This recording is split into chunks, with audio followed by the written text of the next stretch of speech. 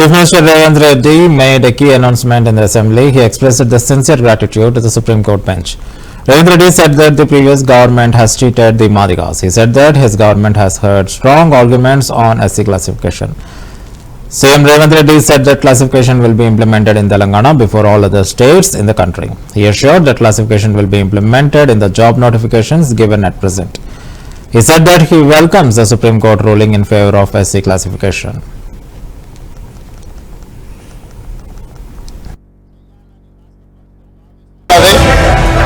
కొన్ని దశాబ్దాల నుంచి మాదిగ ఉపకులాలకు సంబంధించిన లక్షలాది మంది యువకులు ఎస్సీ రిజర్వేషన్లలో ఏబిసిడి వర్గీకరణ కోసం వాళ్ళు పోరాటాలు చేస్తున్నారు.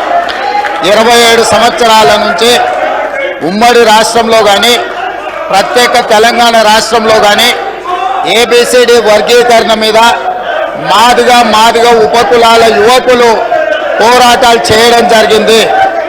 వారి పోరాటాల ఫలితం ఒకనాడు ఇదే శాసనసభలో మాదిగ ఉపకులాల వర్గీకరణ కోసం వాయిదా తీర్మానం ఇస్తే నాతో పాటు ఆనాటి శాసనసభ్యుడు సంపత్ కుమార్ను కూడా ఈ సభ నుంచి బహిష్కరించడం జరిగింది.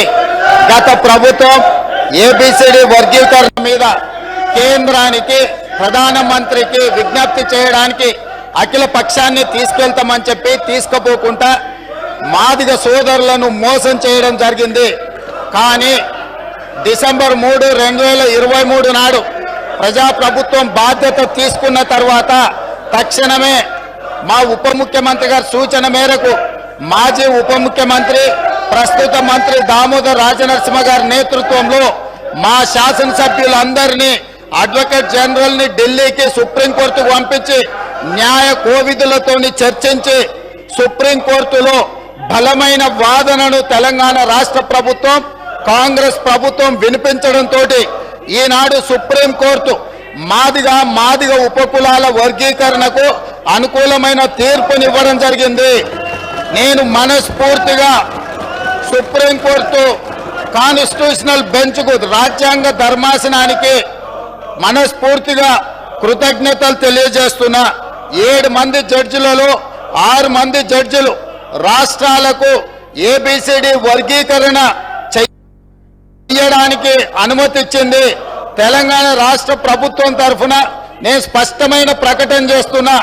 దేశంలోనే అందరికంటే ముందు బాగానే నిలబడి తెలంగాణ రాష్ట్ర ప్రభుత్వం ఏబిసిడి వర్గీకరణ అమలు చేసే బాధ్యత మా మిత్రులు మా మంత్రివర్గ సహచరులు మేమందరం తీసుకుంటాం. అవసరమైతే ఇప్పుడు ఇచ్చిన ఉద్యోగ నోటిఫికేషన్లలో కూడా వర్గీకరణను అమలు చేయడానికి అవసరమైతే ఆర్డినెన్స్ తీసుకొచ్చి మాదిగ సోదరులకు న్యాయం చేసే బాధ్యత మేము తీసుకుంటాము. కాబట్టి ఈరోజు ఈ సభ అందరూ కూడా ఈ అంశం మీద ఏకాభిప్రాయానికి వచ్చి మాదిగ ఉపకులాల వర్గీకరణకు సంపూర్ణంగా సహకరించాల్సిందిగా రాష్ట్ర ప్రభుత్వం తరఫున నేను విజ్ఞప్తి చేస్తున్నా. అధ్యక్ష, అత్యంత కీలకమైన ప్రకటన చేయాలని రాష్ట్ర ప్రభుత్వం భావిస్తున్నది. కొన్ని దశాబ్దాల నుంచి మాదిగ ఉపకులాలకు సంబంధించిన లక్షలాది మంది యువకులు ఎస్సీ రిజర్వేషన్లలో ఏబిసిడి వర్గీకరణ కోసం వాళ్ళు పోరాటాలు చేస్తున్నారు.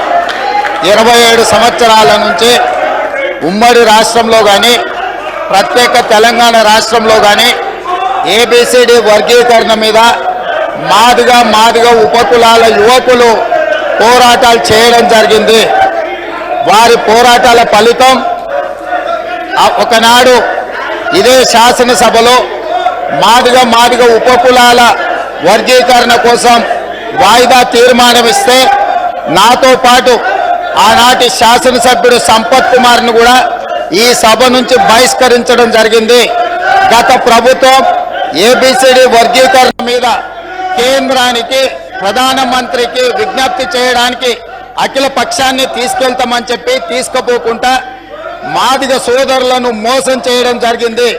కానీ డిసెంబర్ 3, 2023 నాడు ప్రజాప్రభుత్వం బాధ్యత తీసుకున్న తర్వాత తక్షణమే మా ఉప ముఖ్యమంత్రి గారి సూచన మేరకు మాజీ ఉప ముఖ్యమంత్రి ప్రస్తుత మంత్రి దామోదర్ రాజనరసింహ గారి నేతృత్వంలో మా శాసనసభ్యులందరినీ అడ్వకేట్ జనరల్ ని ఢిల్లీకి సుప్రీంకోర్టుకు పంపించి న్యాయ కోవిధులతోని చర్చించి సుప్రీంకోర్టులో బలమైన వాదనను తెలంగాణ రాష్ట్ర ప్రభుత్వం కాంగ్రెస్ ప్రభుత్వం వినిపించడంతో ఈనాడు సుప్రీంకోర్టు మాదిగ ఉపకులాల వర్గీకరణకు అనుకూలమైన తీర్పునివ్వడం జరిగింది.